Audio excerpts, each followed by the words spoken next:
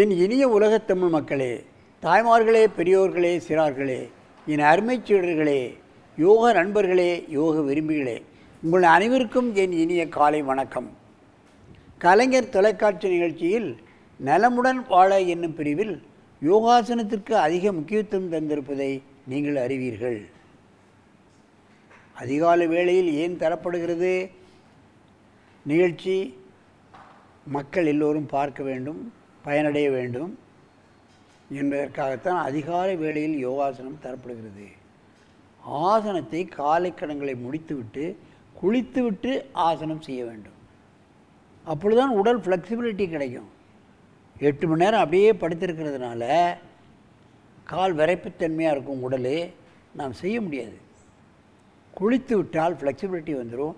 ஆசனங்களை லகுவாக செய்யக்கூடிய தன்மை உடலுக்கு ஏற்பட்டு விடுகிறது என்பதை நீங்கள் தெரிந்து கொள்ள வேண்டும். அதுதான் 84 லட்சம் ஆசனம் வச்சுருக்கிறோம். நம் உடலுக்கு தேற்ற ஆசனங்களை நாம் தேர்ந்தெடுத்து கொள்ளலாம், அதை செய்யலாம். கடினமான ஆசனங்கள் எல்லாம் செய்தால் தான் நமக்கு பலன் என்பது கிடையாது. சின்ன சின்ன ஆசனங்கள் மூலமாகவே நோயற்ற வாழ்வுக்கு வழி தேட முடியும், ஆரோக்கியத்துக்கு வழி தேட முடியும் என்பதை நீங்கள் தெரிந்து கொள்ள வேண்டும். அந்த நிலை இன்றைக்கு பார்ப்பீர்களானால், அபிஷேக் குமார் 17 வயது 12th ஸ்டாண்டர்டு வீட்டிலிருந்தே படித்து பாஸ் பண்ணியிருக்காங்க. அவர் கெட்டிக்கார பையன். இவன் ஒரு 3 வருஷமாக ரெகுலராக காலையிலையும் சாயங்காலம் என்னுடைய பயிற்சிசாலைக்கு வந்து பயிற்சிகளை அப்புறமாக செய்து கொண்டிருக்கிறான். நிரம்பல சர்வாங்காசனம், சர்வாங்காசனத்தில் ஒரு அட்வான்ஸ் ஸ்டேஜ், அதை செய்ய போகிறான். சர்வ அங்கங்களையும் சரியாக இயங்க வைக்கக்கூடிய அற்புதமான ஆசனம்தான் சர்வாங்காசனம். அதிலே நிரம்பல சர்வாங்காசனம், இடுப்பில் கை வைக்காமலே அற்புதமாக செய்ய போகிறார் என் அருமை சீடர் அபிஷேக் குமார் அவர்களே. நீங்கள் செய்ய ஆரம்பிங்கள் ஆசனத்தை, நிரம்பல சர்வாங்காசனத்தை.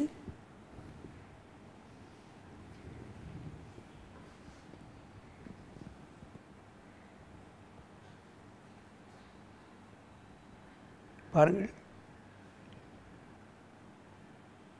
நிரம்பல சர்வாங்காசனம். இடுப்பில் கை வச்சா தான் இந்த ஆசனங்கள்லாம் செய்ய முடியும்.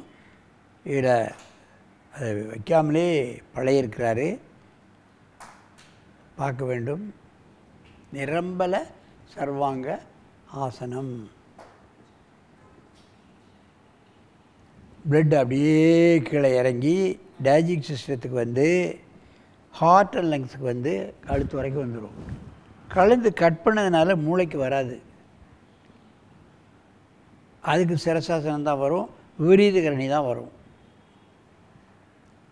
மெதுவாக இந்த ஆசனத்தை இறக்குங்கள்.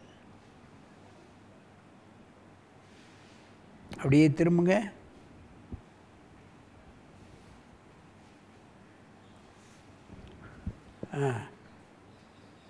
கொஞ்சம் கீழே இறங்கு, கீழே இறங்கு, கீழே இறங்குடா.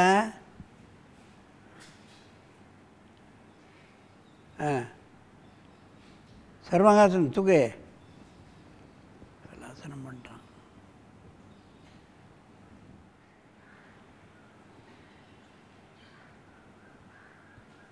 இது ஒரு 100 எண்ணிக்கை எண்ணும்போதே பார்த்திங்கன்னா கால் குளிந்துடும். ஏன்னா காலில் உள்ள பிளட்டெல்லாம் அப்படியே கீழே இறங்கி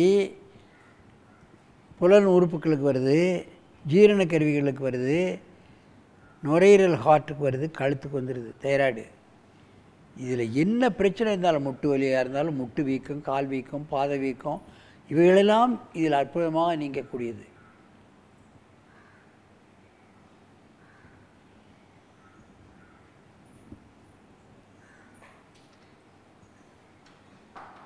எந்த வயதிலும் செய்யலாம். சுவர் ஓரமாக இருந்து கூட இந்த ஆசனம் செய்யலாம். இதற்காகவே ஒரு பெட்டு தயார் பண்ணி வச்சுருக்கோம். அப்படி ஸ்லாண்டிங்காக வச்சு அதில் உட்காந்து செய்யலாம். அதில் ஒரு 4-5 தலானியை ஒரு போர்வையில் சுற்றி வச்சு அதில் உட்காந்து கீழே படுத்து இந்த ஆசனத்தை செய்யலாம். பலன் எல்லாம் ஒன்று தான். சர்வ அங்கங்கள் ஏற்படக்கூடிய பல்வேறு முட்டு வீக்கம் வந்துடுச்சா இந்த ஆசனத்தை பண்ணலாம். பாத வீக்கம், இன்னும் இடுப்பு வலி, புஜவலி, ஹார்ட் சம்மந்தப்பட்ட பிரச்சனைகள், சர்வ அங்கம் எல்லா பாகங்களில் உள்ள ஏற்படக்கூடிய பல்வேறு பிரச்சனைகளை நீக்கக்கூடிய அற்புதமான ஆசனம். மெதுவாக இந்த ஆசனத்தை இறக்குங்கள். நீண்ட மூச்சு வாங்கிக் கொள்ளுங்கள்.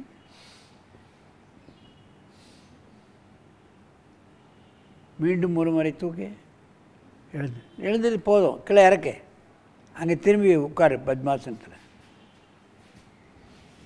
என் அருமை பெரியோர்களே, தாய்மார்களே, நமது முனிவர்கள் எத்தனை எத்தனை ஆசனம்தான், 84 லட்சம் ஆசனங்கள்.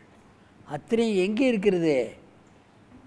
கோயில்களில் இருக்கிறது, கோபுரத்தில் இருக்கிறது, பிரகாரங்களில் உள்ள தூண்களில் இருக்கிறது, தேர்களில் இருக்கிறது. வெளிநாட்டவர்கள் வந்தால் அவைகளைத்தான் பார்க்குறான். கோயிலுக்கு போனால் தேரை பார்க்குறான், பிரகாரத்தில் உள்ள சிலைகளை பார்க்குறான், கோபுரத்தில் உள்ள சிலைகளை பார்த்து ஃபோட்டோ எடுத்து அந்த யோகாசனங்களை புஸ்தகமாக்கி அவன் வெளியிட்டு கோடிக்கணக்கான பணத்தை சம்பாத்தி செய்கிறான். சயின்டிஃபிக்காக அதனுடைய பலன்களை புத்தகத்திலே போடுகிறான். இன்னென்ன ஆசனங்கள் இன்னென்ன பலன்களை கொடுக்கும் என்று போடுகிறார்கள். வியந்து பாராட்டுகிறார்கள். இவ்வளவு எத்தனை ஆயிரம் ஆண்டுகளுக்கு முன்பாகவே உடலை பேண ஆசனங்களை நமது முனிவர்கள் நமக்கு தந்திருக்கிறார்கள் கோவிலின் மூலமாக. ஆகவே இது போன்ற ஆசனங்களை நாம் பழகி, காலையிலும் மாலையிலும் பழகி, நோயற்ற வாழ்வே குறைவற்ற செல்வம் என்னும் பேற்றினை அடைய வேண்டும் என்று கேட்டு உங்களிடமிருந்து விடைபெறுவது ஆசனம் ஆண்டியப்பன். வணக்கம்.